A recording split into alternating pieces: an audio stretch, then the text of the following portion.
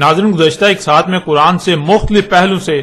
واضح کیا جا چکا کہ ذوالقرنین سلیمان علیہ السلام تھے اور دنیا کی کوئی طاقت حق کا رد نہیں کر سکتی، لیکن اس کے باوجود ایک اور پہلو سے حق آپ پر کھول کر واضح کر دیتے ہیں۔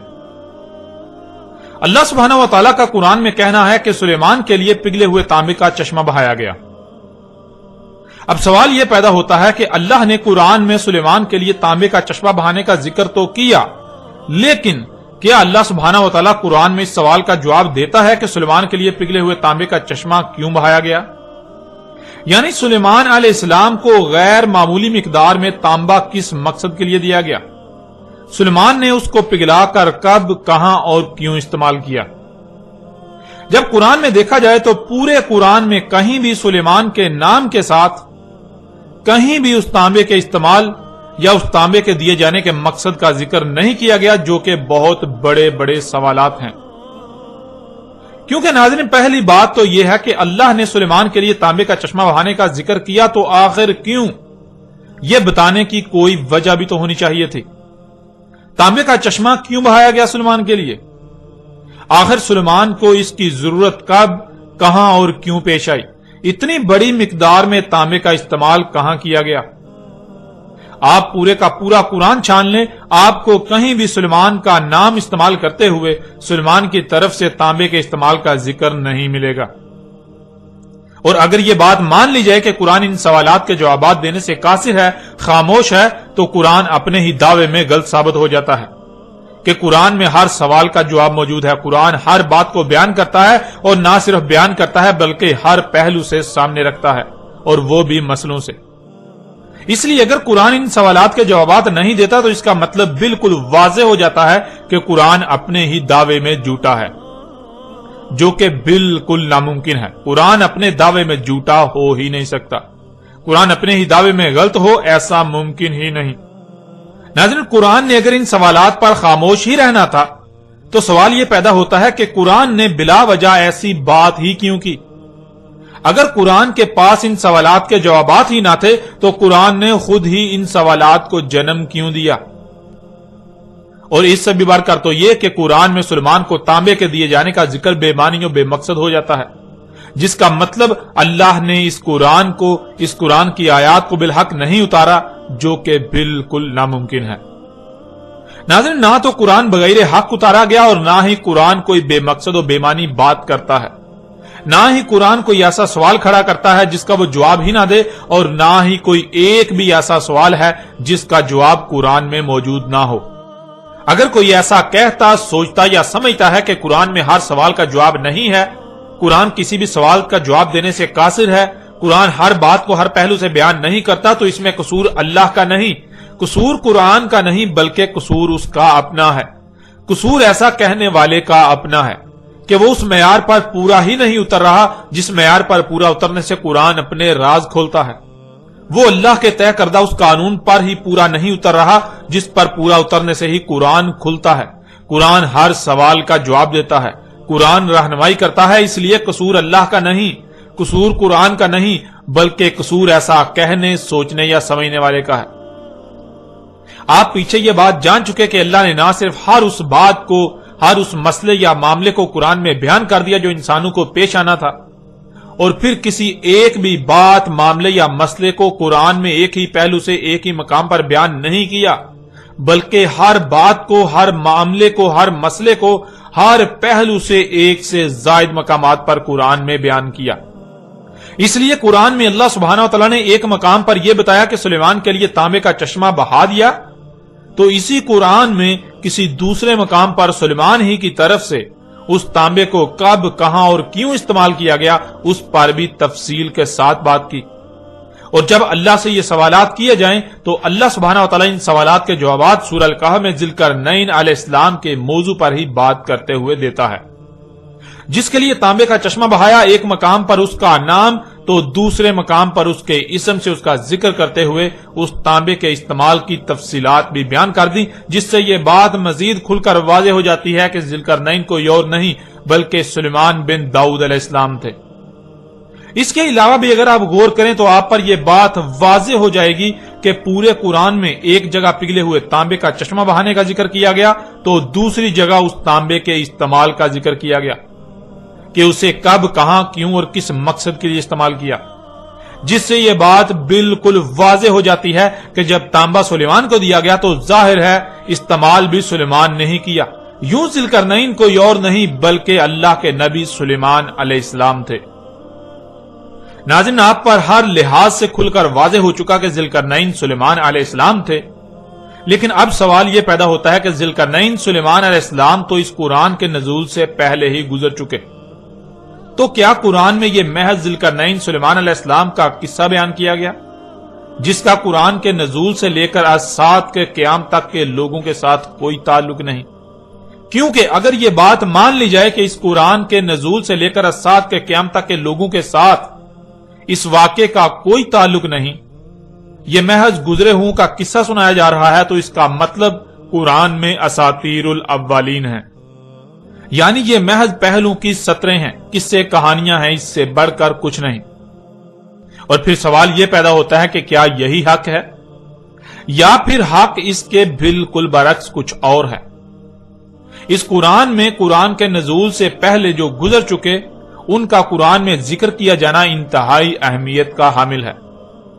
اس سوال کا جواب جاننے کے لیے اللہ سبحانہ و تعالیٰ سے ہی رجوع کرتے ہیں کہ آیا اللہ سبحانہ و تعالیٰ نے اس قرآن میں ذوالقرنین کا واقعہ کیوں بیان کیا؟ آخر قرآن میں اس واقعے کا ذکر کرنے کا مقصد کیا تھا؟ آخر قرآن میں ان لوگوں کا ذکر کیوں کیا گیا، ان کے واقعات کیوں بیان کیے گئے جو اس قرآن کے نزول سے پہلے ہی گزر چکے تھے؟ تو ناظرین، اس سوال کا جواب اللہ سبحانہ وتعالی قرآن میں یوں دیتا ہے۔ سورہ زمر کی آیت نمبر 23 میں اللہ سبحانہ وتعالی کا کہنا ہے، اللہ نزل احسن الحدیث، اللہ نے اتاری احسن الحدیث، یعنی اللہ نے جو اتارا ہے وہ نزول سے لے کر اسات کے قیام تک کی ایسی بہترین تاریخ ہے جس سے بہتر کوئی تاریخ ہو ہی نہیں سکتی۔ حدیث کہتے ہیں تاریخ کو، اور حدیث کی سے کے نیچے زیر کا استعمال اسے مستقبل کا صیغہ بنا دیتا ہے، جس سے الحدیثی کے معنی بنتے ہیں یہ قرآن اپنے نزول سے لے کر اسات کے قیام تک کی تاریخ ہے، یعنی اس قرآن میں جو کچھ بھی بیان کیا گیا وہ قرآن کے نزول سے لے کر اسات کے قیام تک جو کچھ بھی ہونا تھا وہ سب کا سب بیان کیا گیا۔ لیکن ناظرین، جب قرآن میں دیکھا جائے تو اس قرآن میں مستقبل کی بجائے زیادہ تر بات ماضی کی گئی، یعنی وہ جو اس قرآن کے نزول سے پہلے گزر چکے ان کا ذکر کیا گیا، جس سے یہ بات غلط ثابت ہو جاتی ہے کہ قرآن احسن الحدیث ہی ہے، یعنی یہ قرآن اپنے نزول سے لے کر اسات کے قیام تک کی احسن تاریخ ہے۔ لیکن ناظرین، جب قرآن میں دیکھا جائے تو اس قرآن میں مستقبل کی بجائے زیادہ تر بات ماضی کی گئی، یعنی وہ جو اس قرآن کے نزول سے پہلے ہی گزر چکے ان کا ذکر کیا گیا، ان کے واقعات سنائے گئے، ان کے واقعات قرآن میں درج ہیں، جس سے یہ بات غلط ثابت ہو جاتی ہے کہ قرآن احسن الحدیث ہی ہے، یعنی یہ قرآن اپنے نزول سے لے کر اسات کے قیام تک کی احسن تاریخ ہے، ایسی بہترین تاریخ جس سے بہتر کوئی تاریخ ہو ہی نہیں سکتی۔ قرآن کا یہ دعویٰ اس لیے غلط ثابت ہو جاتا ہے کیونکہ قرآن خود کو نزول سے لے کر اسات کے قیام تک کی تاریخ بتا رہا ہے، لیکن جب قرآن میں دیکھا جائے تو اس میں تاریخ تو اس کے نزول سے پہلے گزر جانے والوں کی بیان کی گئی، جیسے کہ قوم نوح، قوم عاد، قوم سمود، قوم لوط، قوم شعیب اور آل فرعون وغیرہ کا ذکر، امت بنی اسرائیل وغیرہ کا ذکر اور ان رسولوں کا ذکر جو ماضی کا قصہ بن چکے۔ یعنی جب قرآن میں دیکھا جائے تو قرآن میں گزشتہ لوگوں کی تاریخ ملتی ہے جو ماضی کا قصہ بن چکے، لیکن اس کے بالکل برعکس قرآن کا یہ دعویٰ ہے کہ یہ قرآن کے نزول سے لے کر اسات کے قیام تک کی تاریخ ہے۔ اب ناظرین، جب قرآن خود یہ دعویٰ کر رہا ہے کہ قرآن اپنے نزول سے لے کر اسات کے قیام تک کی تاریخ ہے تو پھر قرآن غلط ہو ہی نہیں سکتا، بلکہ غلط تو وہ ہے جو ایسا سمجھ رہا ہے کہ قرآن میں مستقبل کی بجائے ماضی کی تاریخ بیان کی گئی، کیونکہ قرآن یہ بھی واضح کر دیتا ہے کہ اس قرآن میں اساطیر الاولین نہیں بلکہ مسئلیں بیان کی گئیں۔ اس قرآن میں جو کچھ بھی بیان کیا گیا، اس قرآن میں نزول سے لے کر اسات کے قیام تک کی جو تاریخ بیان کی گئی وہ مسئلوں سے بیان کی گئی، وہ جو سلف ہو چکے ان کا ذکر نہیں کیا گیا، بلکہ ذکر تو قرآن کے نزول سے لے کر الساعت کے قیام تک جو کچھ بھی ہونا تھا اس کا کیا گیا، لیکن مسئلوں سے، جس کا ذکر اللہ سبحانہ و تعالی نے قرآن میں مختلف مقامات پر بھی کر دیا، جیسا کہ آپ ان آیات میں دیکھ سکتے ہیں۔ اس وقت سکرین پر آپ کو سورہ زخرف کی آیت نمبر 56 نظر آ رہی ہے، جس میں اللہ سبحانہ و تعالی کا کہنا ہے فَجَعَلْنَاهُمْ سَلَفًا وَمَثَلًا لِلْآخِرِينَ، پس کر دیا ہم نے انہیں سلفا، یعنی ایک ایک کو گزرے ہوئے کر دیا، جو دنیا میں آئے تھے اب گزرے ہوئے ہو چکے، اور جنہیں ایک ایک کو گزرے ہوئے کر دیا انہیں مثل کر دیا آخرین یعنی بعد والوں کے لیے۔ ناظرین، یہاں سوال یہ پیدا ہوتا ہے کہ کن کو سلفا کر دیا، یعنی جو بھی دنیا میں آئے ان میں سے ایک ایک کو گزرا ہوا کر دیا، وہ کون ہیں، کن کو کر دیا؟ اس آیت کے آخر میں لفظ آخرین آیا ہے جو کہ اولین کی ضد ہے، جس سے یہ بات بالکل واضح ہو جاتی ہے کہ اولین کو سلفا کر دیا گیا۔ اس کے علاوہ بھی اگر آپ سورہ زخرف کی اس آیت سے پچھلی آیات کو دیکھیں تو آپ پر واضح ہو جائے گا کہ پیچھے اولین کا ہی ذکر کیا جا رہا ہے، یعنی اس قرآن کے نزول سے پہلے جو لوگ گزر چکے وہ نہ صرف گزر چکے بلکہ اللہ نے ان کو مثل کر دیا، کن کے لیے؟ اس قرآن کے نزول سے لے کر الساعت کے قیام تک آنے والوں کے لیے۔ اس آیت میں اللہ سبحانہ و تعالی نے یہ بات بالکل کھول کر اور دو ٹوک الفاظ میں واضح کر دی کہ اس قرآن کے نزول سے پہلے جو بھی دنیا میں آیا، خواہ وہ کوئی رسول تھا، امت تھی یا قوم، ایک ایک کو گزرے ہوئے کر دیا۔ اس قرآن کے نزول سے پہلے جو بھی دنیا میں آئے،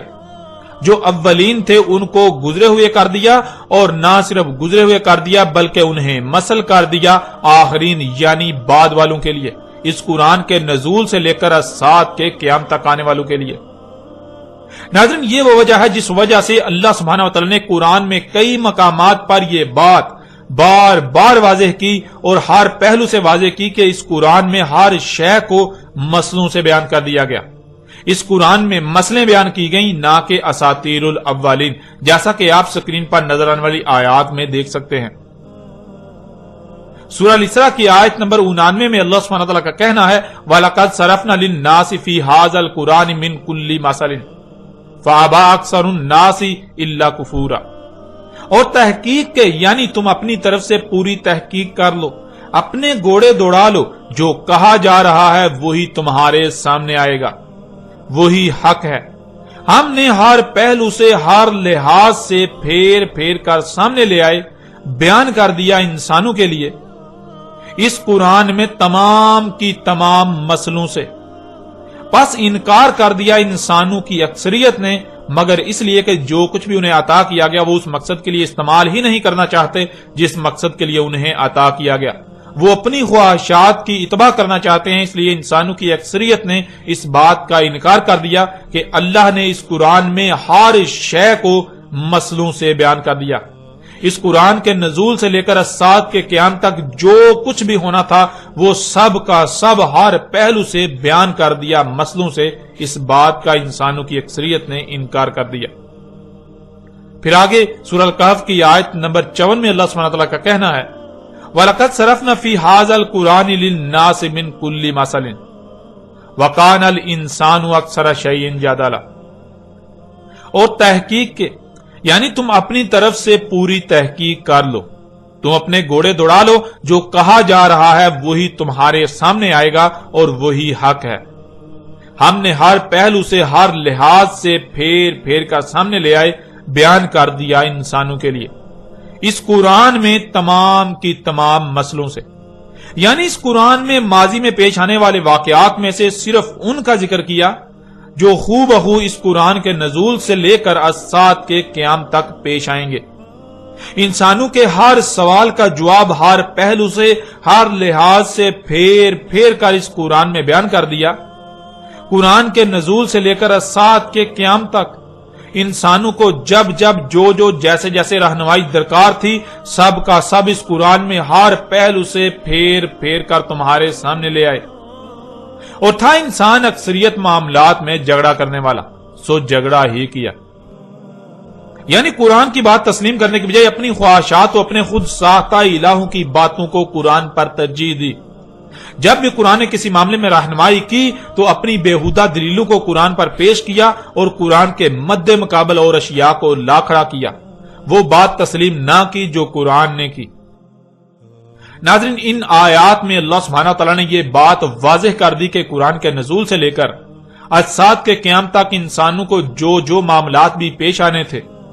ان کے ہر سوال کا جواب اسی قرآن میں بیان کر دیا۔ نہ صرف بیان کر دیا بلکہ پھیر پھیر کر ہر پہلو سے مسئلوں کے ساتھ بیان کر دیا۔ یعنی اس قرآن کے نزول سے لے کر اجساد کے قیام تک جو کچھ بھی ہونا تھا یا ہونا ہے، اس سب کی تاریخ پہلے ہی لکھ دی اور مسئلوں سے لکھی گئی۔ مطلب یہ کہ آپ اس قرآن میں دیکھتے ہیں بار بار جگہ جگہ وہ لوگ جو گزر چکے ان کا ذکر آتا ہے، بہت سے واقعات کا ذکر آتا ہے جو ماضی میں ہو چکے، جس سے بظاہر ایسا لگتا ہے کہ قرآن گزرے ہوں کی کہانیاں سنا رہا ہے۔ قرآن ان لوگوں کے قصے سنا رہا ہے جو اس قرآن کے نزول سے پہلے ہی دنیا سے جا چکے، گزر چکے، لیکن وہ قصے کہانیاں نہیں ہیں، وہ اساطیر الاولین نہیں ہیں، بلکہ وہ سب کی سب مسئلے ہیں۔ ماضی میں جو کچھ بھی ہوا اس میں سے وہ اور ایسے بیان کیا جو آگے مستقبل میں ہونے والے واقعات کا احاطہ کرے۔ یعنی اس قرآن کے نزول سے لے کر اجساد کے قیام تک کی تاریخ اس طرح مسئلوں سے لکھی گئی جس سے نہ صرف ماضی کی تاریخ بھی آ جاتی ہے اور مستقبل میں کیا کچھ ہونا ہے اس کی تاریخ بھی بن جاتی ہے۔ جہاں امت بنی اسرائیل کا ذکر کیا جا رہا ہے تو اگر اس سے مراد یہ لے لیا جائے کہ یہاں بنی اسرائیل کا ذکر کیا جا رہا ہے تو پھر جان لیں بنی اسرائیل تو گزر چکے، ماضی کا قصہ بن چکے۔ تو اس کا مطلب یہ ہوگا کہ قرآن بنی اسرائیل کی کہانی سنا رہا ہے، بنی اسرائیل کا واقعہ سنا رہا ہے۔ یوں قرآن میں بنی اسرائیل سے متعلق جو کچھ بھی آیا ہے وہ محض چند سطور کے علاوہ کچھ نہیں، جنہیں عربی میں اساطیر الاولین کہا جائے گا۔ لیکن قرآن خود یہ کہہ رہا ہے کہ اس قرآن میں اساطیر الاولین نہیں بلکہ مسئلے ہیں۔ مطلب اصل میں ذکر بنی اسرائیل کا نہیں بلکہ موجودہ امت کا کیا جا رہا ہے، لیکن مسئلوں سے۔ اس کے بہت سے فائدے ہیں، یعنی قرآن میں اس طرح بیان کرنے کے، اس طرح بات کرنے کے بہت سے فائدے ہیں۔ ایک تو یہ کہ اس طرح نہ صرف اصل مقصد مستقبل کی تاریخ بن گئی، دوسرا بنی اسرائیل یعنی ماضی کی تاریخ بھی لکھی گئی۔ تیسرا یہ کہ قرآن جو بار بار غور و فکر کا کہتا ہے، جو غور و فکر نہیں کریں گے وہ اسی کے ذریعے گمراہی کا شکار ہوں گے، وہ یہی سمجھیں گے کہ یہ بنی اسرائیل کی کہانی سنائی جا رہی ہے، یہ اساطیر الاولین ہیں، یہ جو اولین ہیں ان کی محض سطریں ہیں، اور جو غور و فکر کریں گے، جو غور و فکر کرنے والے ہیں وہ اس سے ہدایت پائیں گے، ان پر واضح ہو جائے گا کہ یہ اساطیر الاولین نہیں بلکہ مسئلے ہیں۔ قرآن میں جہاں جہاں گزشتہ لوگوں کا ذکر کیا گیا اصل میں وہاں ان کا ذکر نہیں بلکہ موجودہ لوگوں کا ذکر ہے، ان کی تاریخ لکھی گئی۔ اس قرآن کے نزول سے لے کر اجساد کے قیام تک جو کچھ بھی ہونا تھا اس سب کے سب کی تاریخ لکھ دی گئی مسئلوں سے۔ ناظرین، اللہ سبحانہ تعالیٰ نے اس قرآن میں حق اس قدر کھول کھول کر واضح کر دیا، لیکن افسوس کہ حق اس قدر واضح ہو جانے کے باوجود بھی آج تک خود کو مسلمان کہلوانے والے، خود کو اس قرآن کے اہل کہلوانے والے یہی کہتے، سمجھتے، لکھتے اور سناتے آئے کہ اس قرآن میں اساطیر الاولین ہیں،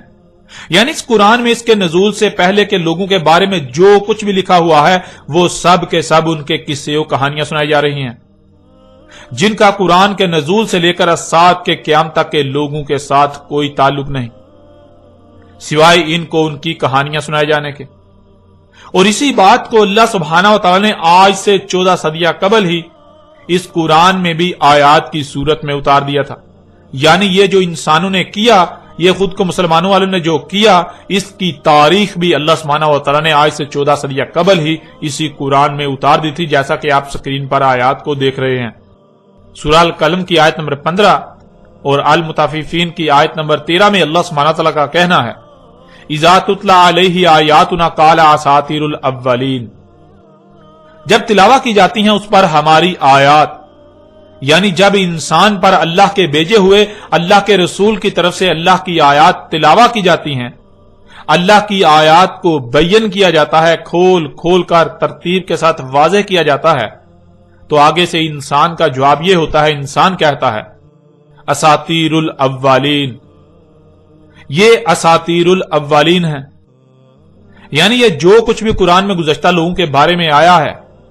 یہ تو محض پہلو کی سطریں ہیں، اس سے بڑھ کر کچھ نہیں۔ یہ تو ان کے قصے، کہانیاں، ان کے واقعات سنائے جا رہے ہیں جن کا موجودہ انسانوں کے ساتھ کوئی تعلق نہیں۔ پیچھے آپ پر واضح کیا جا چکا کہ اساطیر الاولین اس طرح ثابت ہوتی ہیں جب یہ کہا جائے کہ یہ تو گزشتہ لوگوں کی بات کی جا رہی ہے جس کا ہمارے ساتھ کوئی تعلق نہیں، اور یہی موجودہ انسانوں کا کہنا ہے جو آج تک کہتے آئے اور کہہ رہے ہیں، جو قرآن پر ایمان رکھنے کے دعوے دار ہیں، اور مزید کیا کہتے ہیں یہ بھی اللہ سبحانہ وتعالی نے قرآن میں بیان کر دیا۔ لَقَدْ وُعِدْنَا هَٰذَا نَحْنُ وَآبَاؤُنَا مِن قَبْلُ إِنْ هَٰذَا إِلَّا أَسَاطِيرُ الْأَوَّلِينَ۔ تحقیق یعنی انسان کہہ رہے ہیں، انسانوں کا کہنا ہے کہ تم اپنی تحقیق کر لو، تمہارے سامنے یہی بات آئے گی، وعدہ ہے ہمارا، یہ ہم اور ہمارے آباء و اجداد اس سے پہلے نہیں ہے مگر یہ اساطیر الاولین، یعنی یہ ہمارا وعدہ ہے، تم اپنی تحقیق کر لو، تمہارے سامنے یہی آئے گا۔ ہم یعنی موجودہ وہ لوگ جو قرآن کی ترجمانی کے دعوے دار ہیں، جو علماء و مفسر ہیں، اور جو ہمارے آباء و اجداد یعنی جو ہم سے پہلے گزر چکے، جنہوں نے قرآن کی تفاسیر لکھی،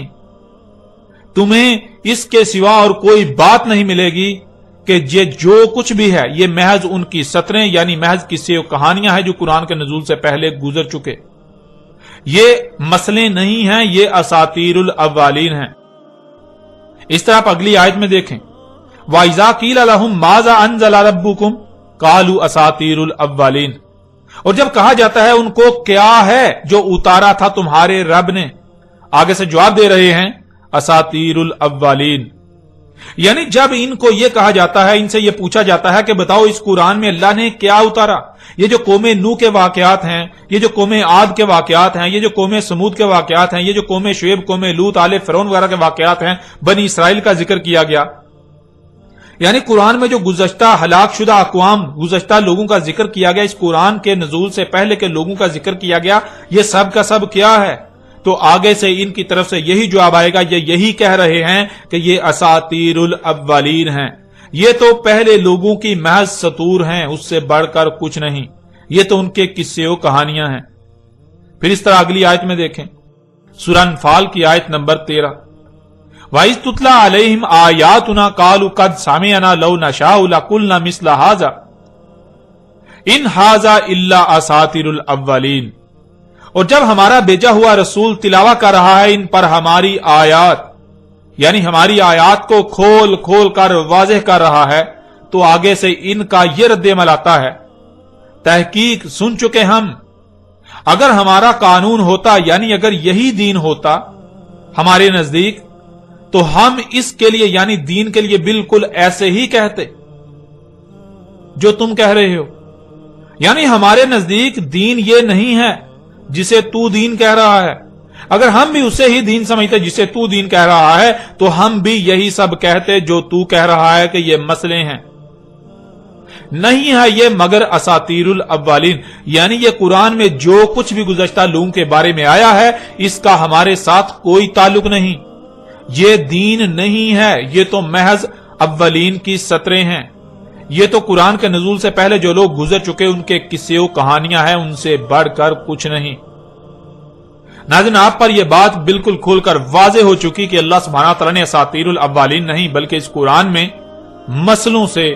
اس قرآن کے نزول سے لے کر الساعۃ کے قیام تک کی تاریخ بیان کی۔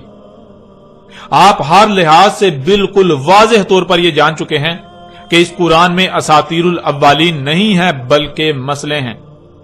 جہاں قوم نوح کا ذکر کیا جا رہا ہے تو وہ اصل میں قوم نوح نہیں بلکہ موجودہ قوم یعنی دنیا میں آباد موجودہ لوگ ہیں جن کا ذکر کیا جا رہا ہے قوم نوح کی مسل سے،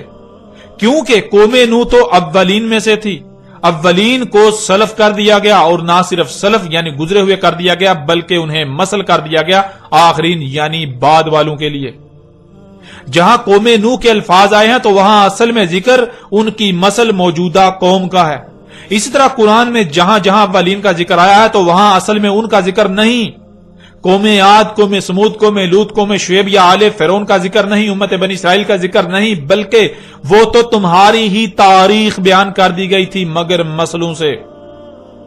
जहां जहां उम्मत बनी इसराइल का जिक्र आता है तो वहां असल में बनी इसराइल का जिक्र नहीं किया जा रहा, बल्कि बनी इसराइल को तो सलफ यानी गुजरे हुए कर दिया गया, और उन्हें ना सिर्फ गुजरे हुए कर दिया बल्कि मसल कर दिया बाद वालों के लिए। तो जरा गौर करें, उम्मत बनी इसराइल तो सलफ हो चुकी, और उनकी मसल कौन सी उम्मत है? उनके बाद कौन सी उम्मत आई? उनके बाद कौन है जिन्हें उम्मत बनाया गया? जो उनके बाद वाली उम्मत है। नाज़रीन, जिनको सलफ यानी गुजरे हुए कर दिया, उनको सिर्फ गुजरे हुए नहीं बल्कि मसल कर दिया बाद वालों के लिए। यानी जो भी इस कुरान के नजूल से पहले इस दुनिया में आए वो ना सिर्फ गुजरे हुए हो गए बल्कि उन्हें मसल कर दिया इस कुरान के नजूल से लेकर आज के क़याम तक के लोगों के लिए। इसलिए इस कुरान में जहां भी गुज़श्ता हलाक शुदा लोगों का जिक्र हो रहा हो, इस कुरान में जहां भी गुज़श्ता लोगों का जिक्र किया जा रहा हो, वो असल में उनका जिक्र नहीं है। वो असल में उनका जिक्र करके आपको उनके किस्से कहानियां सुनाना मकसद नहीं है, बल्कि वो तो इस कुरान के नजूल से लेकर सात के क़याम तक की तारीख बयान की जा रही है मगर मसलों से। असल में जिक्र गुजरे हुओं का नहीं बल्कि बाद वालों का किया गया। जिक्र इस कुरान के नजूल से पहले वालों का नहीं बल्कि जिक्र तो इस कुरान के नजूल से लेकर सात के क़याम तक आने वालों का किया गया। जैसे कि जहां भी कौम नूह का जिक्र आता है तो वो कौम नूह का जिक्र नहीं किया जा रहा, असल में मौजूदा कौम का जिक्र किया जा रहा है। कौम नूह की मसल से वो असल में जिक्र मौजूदा कौम का है। और अगर इसके बावजूद भी कोई ये कहता है कि वहां कौम नूह का ही जिक्र किया जा रहा है, उसका मौजूदा कौम के साथ कोई ताल्लुक नहीं, तो उसका मतलब वो ये दावा कर रहा है कि कुरान में मसले नहीं बल्कि असातीरुल अव्वलीन हैं। ऐसा ही कुरान में जहां जहां उम्मत बनी इसराइल का जिक्र किया गया वहां असल में जिक्र उम्मत बनी इसराइल का नहीं बल्कि उम्मत बनी इसराइल को तो सलफ कर दिया गया, और जिन्हें सलफ कर दिया गया ना सिर्फ सलफ बल्कि उन्हें मसल कर दिया बाद वालों के लिए। इसलिए वहां असल में जिक्र उम्मत बनी इसराइल की मसल इस मौजूदा उम्मत का किया जा रहा है। और नाज़रीन, इसी बात को एक दूसरे पहलू से भी आपके सामने रखते हैं, आप पर बिल्कुल खोल कर वाज़ेह कर देते हैं। इस कुरान में तमाम की तमाम आयात हैं। आयात लफ्ज जमा का सीगा है और इसका वाहद है आयत, और लफ्ज आयत जिद है बैन की। बैन कहते हैं शय का हर लिहाज से, हर पहलू से वाज़े होना, उसका राई बराबर हिस्सा भी कोई पहलू भी पोशीदा ना होना, छुपा हुआ ना होना। यानी किसी भी शय का जिसका जिक्र किया जा रहा है उसका हर पहलू से उसका अंग अंग बिल्कुल खुलम खुला सामने होना, वाज़े होना। और इसके बरक्स आयत कहते हैं पूरी की पूरी शय को छुपा देना या छुपे हुए होना, और उसका छोटा सा हिस्सा, छोटा सा पहलू सामने होना जो आयत कहलाएगा, जिसमें गौर करने यानी जिसकी गहराई में जाने से वो क्या था जो छुपा दिया गया, जो छुपा हुआ है वो खुल कर सामने आ जाएगा।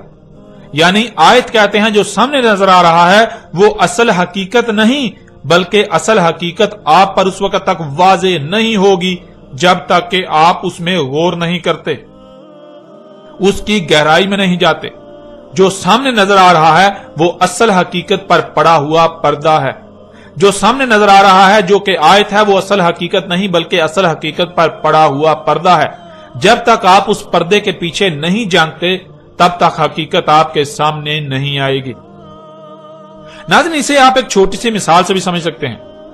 मसलन आप अपनी आंखों से देखते हैं कि आपको सूरज जमीन के गिर्द घूमता हुआ नजर आता है, जमीन रोटी की तरह गोल और चपटी नजर आती है। ये जो आप अपनी आंखों से सामने देख रहे हैं ये बैन नहीं, यानी ये खुलम खुला असल हकीकत नहीं है बल्कि ये आयत है, असल हकीकत पर पड़ा हुआ पर्दा है। असल हकीकत क्या है वो उस वक्त तक सामने नहीं आएगी जब तक कि आप आयत में यानी जो सामने नजर आ रहा है उसमें गौर नहीं करते, उसमें गौर व फिक्र नहीं करते, उसकी गहराई में नहीं जाते, उस पर्दे के पीछे नहीं झांकते। और असल हकीकत क्या है ये आज पूरी दुनिया पर वाज़े हो चुकी है कि सूरज के जमीन के गिर्द घूमने से नहीं बल्कि जमीन के सूरज के गिर्द अपने ही महवर पर घूमने से रात और दिन आ जा रहे हैं। अब नाज़रीन, अगर कोई उससे ही असल हकीकत कहे या मान ले जो आंखों से नजर आ रहा है تو کیا وہ اپنی بات اپنے دعوے میں سچا ہوگا؟ اور حق اس قدر کھل جانے کے باوجود بھی وہ اپنی باطل و بے بنیاد بات پر ڈٹا رہے تو اس کی دماغی حالت کیا ہوگی؟ بالکل واضح ہے کہ ایسا کرنے والا کوئی بیوقوف، جاہل اور پاگل ہی ہو سکتا ہے۔ کوئی ایسا شخص ہی ہو سکتا ہے جس کا ذہنی توازن ٹھیک نہیں ہے۔ بالکل اسی طرح ناظرین، اس قرآن میں آیات اتاری گئی ہیں، اس قرآن میں آیات ہیں، جس کا مطلب کہ اس قرآن میں جو سامنے نظر آ رہا ہے وہ اصل حقیقت نہیں، بلکہ اصل حقیقت اس وقت تک سامنے نہیں آئے گی جب تک کہ آیات میں غور نہیں کیا جائے گا۔ یہ جو سامنے ہے آیات کی صورت میں، یہ اصل حقیقت پر پڑا ہوا پردہ ہے۔ جب تک اس پردے کے پیچھے نہیں جھانکا جائے گا اصل حقیقت تب تک سامنے نہیں آ سکتی۔ اور اگر کوئی آیات کو ہی بینات یعنی اصل حقیقت سمجھے یا کہے تو وہ کوئی پاگل، بیوقوف اور جاہل تو ہو سکتا ہے، عقل مند اور اہل حق نہیں ہو سکتا۔ وہ اپنی بات، اپنے دعوے میں باطل و بے بنیاد اور جھوٹا تو ہو سکتا ہے مگر سچا ہرگز نہیں۔ اس لیے ناظرین، جہاں بھی قرآن میں گزشتہ لوگوں کا ذکر کیا گیا وہ اصل حقیقت نہیں ہے، بلکہ اصل حقیقت اس وقت تک سامنے نہیں آئے گی جب تک کہ آپ انہیں آیات تسلیم کرتے ہوئے ان میں غور نہ کر لیں، اسے پردہ تسلیم کرتے ہوئے اس پردے کے پیچھے نہ جھانک لیں۔ اس قرآن میں جہاں قوم نوح کا ذکر ہے تو قوم نوح آیت ہے، جب اس میں غور کیا جائے، اسے بیان کیا جائے تو قوم نوح کی بجائے اصل میں ذکر وہاں اس موجودہ قوم کا کیا جا رہا ہے۔ اسی طرح جہاں امت بنی اسرائیل کا ذکر کیا جا رہا ہے تو وہ اصل میں امت بنی اسرائیل کا ذکر نہیں، بلکہ بنی اسرائیل تو آیت ہے۔ بنی اسرائیل کو آیت بنا دیا گیا۔ بنی اسرائیل آیت ہے، جب اسے بیان کیا جائے گا تو اصل حقیقت سامنے آئے گی موجودہ امت کی صورت میں۔ اب جب کہ ناظرین یہ حقیقت آپ پر واضح ہو چکی تو اب آپ یہ بھی جان لیں، جو کہ اب تک خود ہی واضح ہو جانا چاہیے تھا، کہ قرآن میں ذوالقرنین سلیمان علیہ السلام کا جو قصہ بیان کیا گیا وہ اصل میں ذوالقرنین سلیمان علیہ السلام کا ذکر نہیں کیا گیا، بلکہ وہ مسئلوں کے ساتھ قرآن کے نزول سے لے کر الساعۃ کے قیام تک جو ہونا تھا، آج سے 14 صدیاں قبل ہی اس کی تاریخ اتار دی گئی تھی۔ تاریخ کہتے ہیں حادثے کے وقوع پذیر ہو جانے کو، یعنی کچھ ہوا تو اس کے بارے میں اس کے بعد جو لکھا جائے کہ وہ کب، کیوں، کیسے ہوا، تاریخ کہلاتی ہے۔ ناظرین، کوئی بھی تاریخ دان اس وقت تک تاریخ نہیں لکھ سکتا جب تک کہ واقعہ وقوع پذیر نہیں ہو جاتا۔ قرآن اللہ کی اتاری ہوئی تاریخ ہے، اور اللہ کے لیے ماضی، حال، مستقبل کچھ بھی پوشیدہ نہیں ہے۔ اس لیے اللہ نے انسانوں کے نزدیک اس کی تاریخ اتار دی جو مستقبل میں ہونا تھا، یعنی جو انسانوں کے نزدیک مستقبل تھا، اللہ نے آج سے 14 صدیاں قبل ہی اس کی تاریخ اتار دی۔ ناظرین، قرآن میں ذوالقرنین سلیمان علیہ السلام کا ذکر کیا جانا کہ اسے پوری زمین میں مکن دیا گیا، اس وقت علاقائی حکومتوں کے ساتھ ساتھ عالمی حکومت بھی قائم تھی جو کہ سلیمان علیہ السلام کی تھی، یعنی پوری دنیا میں علاقائی حکومتوں کو سلیمان علیہ السلام کنٹرول کرتے تھے، پوری دنیا کی حکومتیں سلیمان علیہ السلام کے تابع تھیں۔ تو ایسے ہی قرآن کے نزول سے لے کر الساعۃ کے قیام تک ہونا تھا۔ ایک وقت ایسا آنا تھا جب دنیا میں ایسا ہونا تھا، جس کی تاریخ اللہ سبحانہ تعالی نے آج سے 14 صدیاں قبل ہی اتار دی تھی۔ یعنی قرآن کے نزول کے بعد جب الساعۃ بالکل سر پر آ جانا تھی، تب دنیا کو گلوبل ولیج بن جانا تھا، دنیا کو ایک عالمی گاؤں کی حیثیت اختیار کر جانا تھی۔ علاقائی حکومتیں ہونے کے باوجود ان کو ایک عالمی حکومت کے ماتحت آنا تھا۔ ذوالقرنین سلیمان علیہ السلام کے پاس تیز ترین فضائی سفر کے اسباب ہوتے ہیں، جس سے زمین کے مغرب و مشرق کے سفر کیے جاتے ہیں، یعنی قرآن کے نزول سے لے کر الساعۃ کے قیام تک ایسا وقت آنا تھا جب انسانوں کو ایسے اسباب حاصل ہو جانا تھے جن سے وہ ہوا میں انتہائی تیز رفتاری سے زمین کے مغرب و مشرق کے سفر کریں گے۔ ذوالقرنین کا ایسے لوگوں سے کلام کرنا جو کہ کسی ایک بھی بات کو سمجھنے کی صلاحیت نہیں رکھتے، یہ قرآن کے نزول سے لے کر الساعۃ کے قیام تک ہونا تھا کہ انسانوں کے ایسے اسباب حاصل ہو جانا تھے جن سے آپس میں ایسی ایسی قوموں سے کلام کرنا تھا کہ جن کا ایک لفظ بھی سمجھنے کی صلاحیت نہ رکھتے ہوں۔ تماثیل بنانا تھی، یعنی وہ جو گزشتہ ہلاک شدہ اقوام نے خلق کیا تھا، بالکل وہی قرآن کے نزول سے لے کر الساعۃ کے قیام تک ایسا وقت آنا تھا کہ جب ایسا سب کچھ خلق کیا جانا تھا۔ تماثیل خلق کی جانی تھی، بلند و بانگ رواسیات خلق کرنا تھی، یعنی بلند و بانگ چوٹیاں جو کہ عمارتیں ہیں وہ خلق کرنا تھی، انتہائی تباہ کن اسلحہ خلق کرنا تھا، طرح طرح کے اسباب خلق کرنے تھے جو گزشتہ ہلاک شدہ اقوام نے خلق کیا تھا۔ ذوالقرنین نے مغرب کا سفر کیا، وہاں پہنچا جہاں خشکی ختم اور آگے سمندر ہی سمندر ہے، جہاں سے سورج گرم پانیوں میں ڈوبتا ہوا نظر آتا ہے۔ وہاں جو قوم تھی وہ دنیا میں فساد کی جڑ تھی، یعنی قرآن کے نزول سے لے کر سات کے قیام تک جب زمین میں فساد عظیم بپا ہونا تھا، ایسے اسباب وجود میں آ جانا تھے، ترقی کے نام پر فساد عظیم ہونا تھا، تب مغرب میں جہاں خشکی ختم اور وہاں سے سورج گرم پانیوں میں ڈوبتا ہوا نظر آتا ہے، وہاں جو قوم ہونا تھی، یعنی دنیا کے مغرب میں جہاں خشکی ختم ہوتی ہے تو آخری جو خشکی کا مقام ہے، وہاں جو قوم ہونا تھی، اس قوم نے زمین میں فساد کی بنیاد، فساد کی جڑ ہونا تھا۔ اور ذرا غور کریں، کیا آج ایسا ہوا؟ کیا آج ایسا ہو رہا ہے؟ کیا آج واقعتاً ایسے خطے میں ایسی قوم آباد ہے جو زمین میں فساد کی جڑ ہے، فساد کی بنیاد ہے، جہاں کے شیاطین زمین و آسمانوں میں فساد عظیم کر رہے ہیں؟ جب غور کریں تو ہاں، بالکل وہ خطہ آج موجود ہے جسے دنیا امریکہ کا نام دیتی ہے، اور امریکی قوم جو دنیا میں فساد کی جڑ ہے، فساد کی بنیاد ہے۔ اسی طرح ذوالقرنین کے مشرق کے سفر کا ذکر کیا گیا، وہاں ایسی قوم جب سورج طلوع ہوتا ہے تو سب سے پہلے اسی قوم پر طلوع ہوتا ہے، اس کے بعد باقی اقوام پر طلوع ہوتا ہے۔ اس قوم نے زمین میں فساد عظیم بپا کرنا تھا، اور آج وہ قوم موجود ہے جسے چینی اور جاپانی قوم کہا جاتا ہے۔ یہی وہ قوم ہے مشرق کی جانب کے جب سورج طلوع ہوتا ہے تو سب سے پہلے اسی قوم پر طلوع ہوتا ہے، اس کے بعد باقی اقوام پر طلوع ہوتا ہے۔ اسی طرح تیسرا سفر جو مغرب و مشرق کے درمیان تھا، وہاں جو خطہ ہے، اس خطے میں قرآن کے نزول سے لے کر سات کے قیام تک ایسی قوم نے آنا تھا جس نے زمین میں تباہی مچانا تھی، فساد کرنا تھا، لوگوں کے اموال لوٹنا تھے، اور وہ خطہ یورپ اور روس کا خطہ بنتا ہے۔ اور آج بالکل یہ قوم بھی فساد کر رہی ہے، پوری دنیا کے وسائل لوٹ رہی ہے۔ مغرب و مشرق میں جن اقوام کا ذکر کیا گیا، یہ موجودہ دور کی تاریخ بیان کی گئی تھی۔ قرآن کے نزول کے بعد جب اعظم فتنہ یعنی دجال کا ظہور ہونا تھا، اس کے پیچھے 3 اقوام کو ہونا تھا۔ ان میں سے ایک دنیا کے مغرب میں آباد امریکی قوم، دوسری دنیا کے مشرق میں آباد چینی اور جاپانی قوم، اور تیسری ان دونوں کے وسط میں آباد روسی اور یورپی قوم۔ یہ عظیم راز آج سے 14 صدیاں قبل ہی بیان کر دیے گئے تھے۔ اس وقت جو لوگ یہ سب کچھ کر رہے تھے ان کو قرآن میں یاجوج اور ماجوج کہا گیا۔ تو قرآن کے نزول سے لے کر سات کے قیام تک جب ایسا ہونا تھا تو ایسا کرنے والوں کو قرآن نے یاجوج اور ماجوج کہا۔ ناظرین، یہ عظیم خبریں آج سے 14 صدیاں قبل ہی دے دی گئیں، لیکن کسی کو اس قرآن میں کچھ بھی نظر نہ آیا۔ ہر کوئی قرآن میں اتنے عظیم راز، ان عظیم خبروں کو، اس تاریخ کو اساطیر الاولین بنا کر بیٹھا رہا، گزشتہ اقوام کے قصے و کہانیاں بنا کر بیٹھا رہا۔ اور ناظرین، اب آپ کو بآسانی سے اس بات کی بھی سمجھ آ جائے گی کہ محمد علیہ السلام نے سورہ الکہف کو بار بار دجال کے ساتھ کیوں جوڑا۔ کیونکہ سورہ الکہف میں دجال اور اس وقت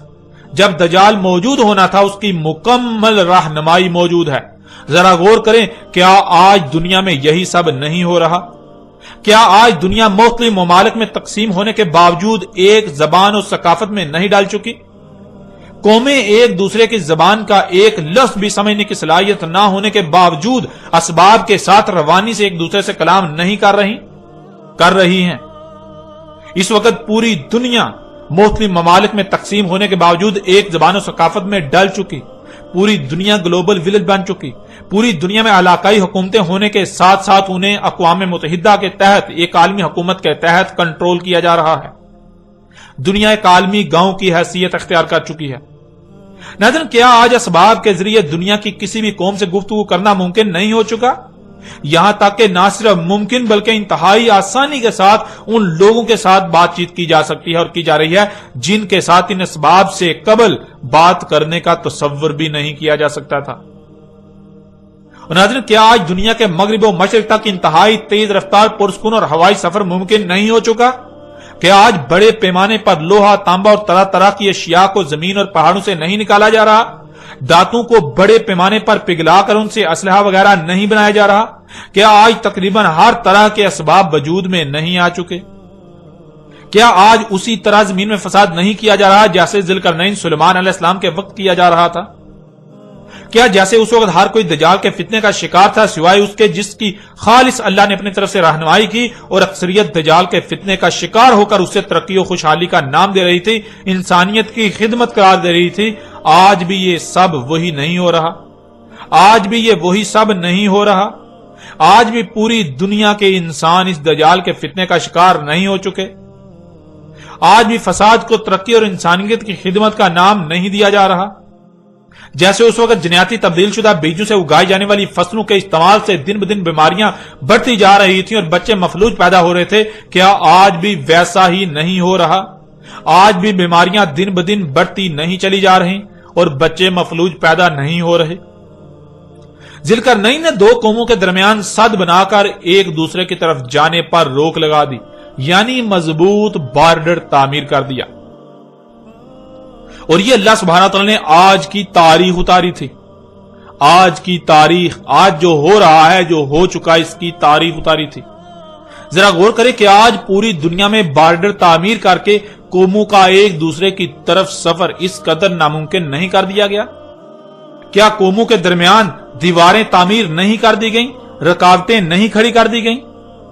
آج پوری دنیا میں قوموں کے درمیان دیواریں تعمیر کر دی گئیں، یعنی بارڈر کھڑے کر دیے گئے کہ کوئی قوم ادھر سے ادھر نہ آ سکے اور ادھر سے ادھر نہ جا سکے۔ یہ اللہ سبحانہ تعالیٰ نے آج سے 14 صدیاں قبل ہی آج کی تاریخ اتاری تھی۔ اللہ سبحانہ تعالیٰ نے قرآن میں مسلوں سے آج سے 14 صدیاں قبل ہی آج کی تاریخ بیان کر دی تھی، جسے آج تک قصے و کہانیاں بنا دیا گیا۔ اب ذرا غور کریں، قرآن میں سورہ الکہف کی ان آیات کو اتارنے کا مقصد کیا تھا؟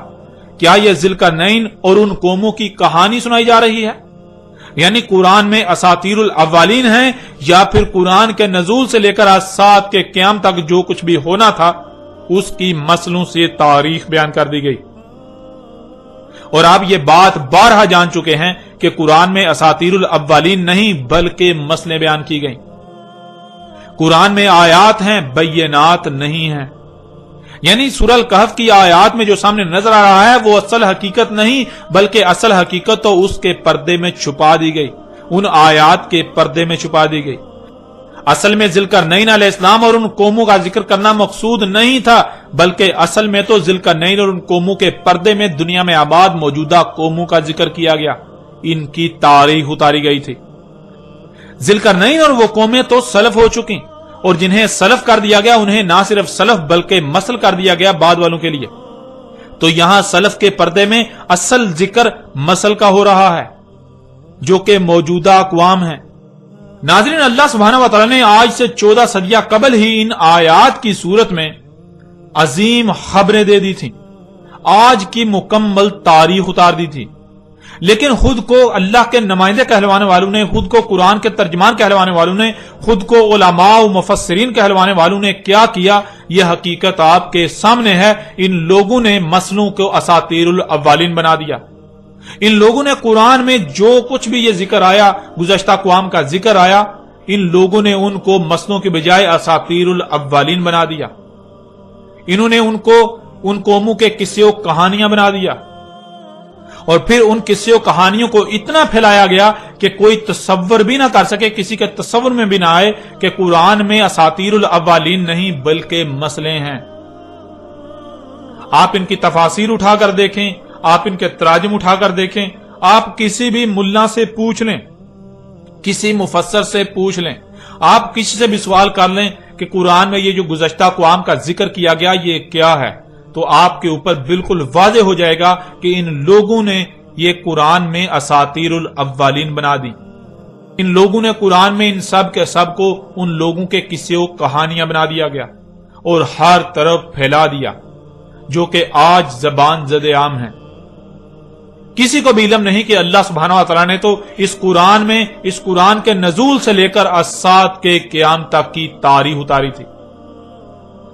ناظرین، ذوالقرنین علیہ السلام کے اوپر ہر لحاظ سے کھول کھول کر واضح بات ہو چکی۔ اب بڑھتے ہیں اور آگے اور آئندہ ایک ساتھ میں بات کریں گے یاجوج اور ماجوج کے موضوع پر۔